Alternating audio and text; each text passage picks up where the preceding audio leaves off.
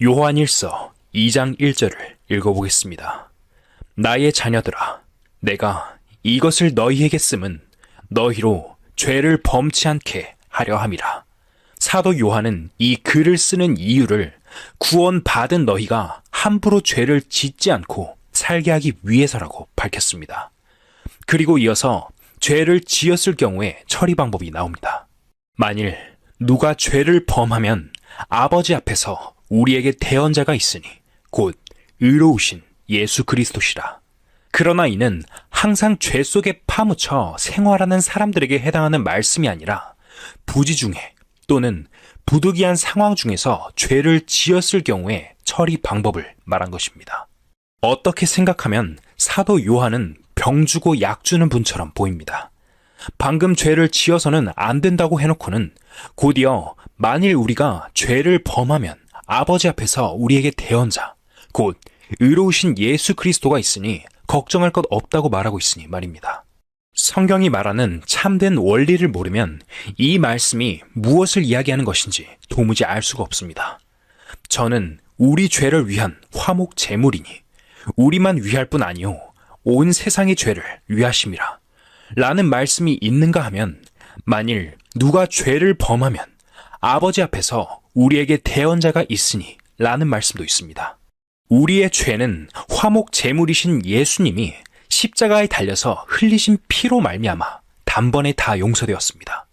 이미 2000년 전에 과거, 현재, 미래의 죄까지 단번에 다 용서되었는데 왜 또 우리에게 대언자가 필요하다는 말씀입니까?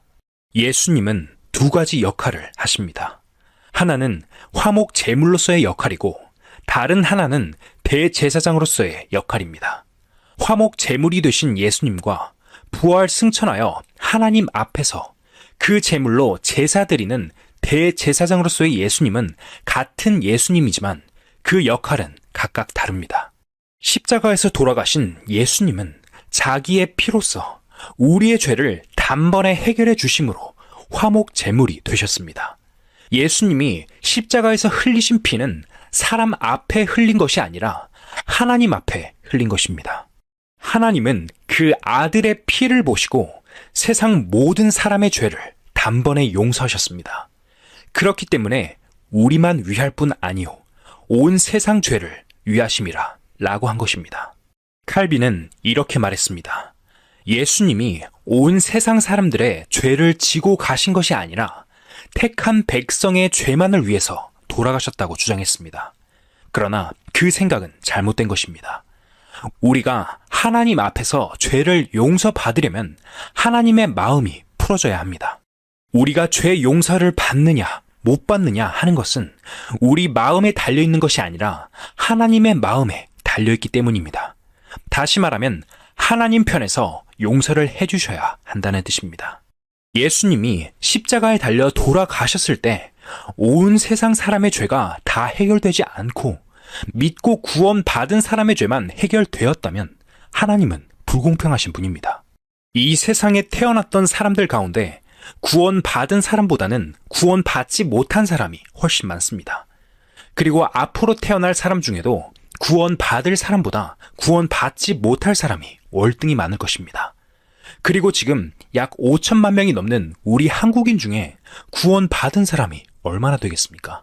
설령 구원받은 사람의 숫자가 훨씬 많고 구원받지 못한 사람의 수가 적다고 하더라도 하나님의 마음에서 일부 사람들의 죄는 용서되고 나머지 사람들의 죄는 용서되지 않았다면 하나님의 마음이 편할 수 있을까요? 하나님의 마음에 깨끗한 해결이 있을 수 있느냐는 말입니다. 예수님이 십자가에 못 박혀서 피 흘리셨을 때 그 피를 보시고 하나님은 모든 인간의 죄를 다 용서하셨습니다. 하나님 쪽에서 먼저 해결된 것입니다. 누구의 죄는 용서하시고 누구의 죄는 용서하지 않으신 것이 아니라 모든 인생의 죄를 다 용서해 놓으신 것입니다. 문제는 개인이 그 사실을 받아들이냐 배척하느냐에 달려 있습니다. 그 내용을 알고 그 말씀을 받아들이는 사람은 구원을 받고 받아들이지 않으면 구원받지 못하는 것입니다. 예수님은 온 세상 사람의 죄를 위해 화목 제물이 되셨습니다. 죄 때문에 하나님과 인간 사이는 서로 원수되어 있었으나 하나님께서 예수님이 흘리신 피를 보시고 온 세상 사람들의 죄를 완전히 용서해 주심으로 말미암아 인간은 하나님과 화목하게 된 것입니다. 그러므로 이제 인생들의 죄는 하나님 앞에 아무런 문제가 되지 않습니다. 이렇게 생각하면 또 모순이 있는 것처럼 생각됩니다. 하나님은 많은 사람이 구원받지 못하리라는 사실을 미리 아시고 계셨지 않느냐는 것입니다. 하나님은 원수를 사랑합니다. 그러나 마귀는 사랑하지 않으십니다. 마귀의 죄를 위해 예수님이 피 흘리신 것이 아닙니다. 하나님은 마귀의 자녀가 아닌 인간의 죄를 예수님의 보혈로 완전히 용서해 주셨습니다. 세례 요한은 사두개인과 바리새인을 향해 독사의 자식들아 라고 했습니다. 마귀의 자녀들아 라는 말입니다. 왜냐하면 예수님이 보시기에 그들은 이미 창세기 3장 15절에 나타나는 마귀의 후손으로 결정이 나 있기 때문이었습니다. 그러나 구원받지 못한 사람이라도 아직은 마귀의 자녀가 아닙니다. 그러면 언제부터 마귀의 자녀가 됩니까? 보라, 지금은 은혜 받을 만한 때요. 보라, 지금은 구원의 날이로다. 하나님의 복음을 끝까지 거부하다가 은혜의 때가 끝나버리면 그때까지 복음을 받아들이지 않은 사람은 전부 마귀의 자녀가 됩니다. 사람이 마귀의 자녀가 되기 때문에 용서가 안 되며 심판을 받습니다. 마귀의 자녀가 되기 전까지의 사람의 죄는 예수님이 단번에 그리고 영원히 다 용서해 놓으셨습니다. 요한일서 2장 1절을 읽어보겠습니다. 만일 누가 죄를 범하면 아버지 앞에서 우리에게 대언자가 있으니 곧 의로우신 예수 그리스도시라. 여기서 말하는 예수님은 부활하신 예수님입니다. 구약시대의 사람들이 하나님 앞에 제사를 지낼 때는 제물인 어린 양이나 수송아지 등을 잡고 그 피는 대제사장이 가지고 지성소 안으로 들어가 뿌렸습니다. 십자가에서 돌아가신 예수님은 제물로서 피를 흘리신 것입니다. 그런데 제물의 피가 있다 해도 그것을 지성소 안으로 가지고 들어가 뿌릴 대제사장이 없으면 안 됩니다. 대제사장은 사람을 대표해서 제물의 피를 하나님 앞에 뿌리는 역할을 합니다. 그러니까 제사장의 일은 단번에 끝이 나지 않습니다. 예수님이 피를 흘리신 것은 하나님이 보시기 위한 것입니다. 예수님은 하나님 앞에 드려진 제물이었습니다. 하나님 앞에서 단번에 인생의 죄를 해결해버리는 제물이 된 것입니다. 그렇지만 대제사장은 사람 편에 있는 분입니다. 사람을 대표해서 제물을 하나님 앞에 가지고 들어가시는 분입니다. 부활하신 예수님은 십자가에서 흘리신 당신의 피, 그 제물을 가지고 하나님 앞에 올라가셔서 재림하시는 그날까지, 즉 지성소에서 나오시는 그날까지 대제사장으로서 그 제사를 계속하고 계십니다. 왜냐하면 인간의 역사가 시간 속에 계속 흐르고 있으며 따라서 범죄하는 일도 계속되고 있기 때문입니다. 저도 이 성경이 풀리기 전까지는 과거, 현재, 미래의 죄가 단번에 용서되었다고 했는데 왜 그 후에 죄에 대한 문제가 또 생기는가 하고 이상하게 생각했습니다. 그러나 나중에 세상 사람의 죄를 단번에 해결해 버리신 예수님의 피의 의미가 하나님 편에서 볼 때와 인간 편에서 볼 때 서로 다르다는 것을 알았습니다. 예수님의 피로 말미암아 모든 인간의 죄를 단번에 영원히 용서했다는 것은 하나님의 입장입니다. 인간은 시간과 공간의 제한 속에 살고 하나님은 영원 속에 계시는 분입니다. 하나님은 너무 크고 넓으신 분이기 때문에 우리의 출생과 죽음을 동시에 보십니다.